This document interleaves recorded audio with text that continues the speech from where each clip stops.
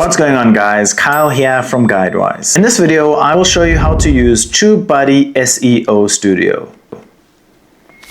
In YouTube, towards the right corner, click TubeBuddy, then select SEO Studio in the right column. You can then enter your target keyword, so I will type in China, and then select Start. In the bottom right corner, you will see a checklist on how to improve your score. Follow that checklist, and as you do, you should see your TubeBuddy SEO score increase. As you can see, we have tags, so you can type in tags and see if it has a good score. Once you have completed that, you can hit next, and now it's giving me thumbnail tips. If I click next again, you can save it as a draft or apply to my video now. This helps your video rank higher.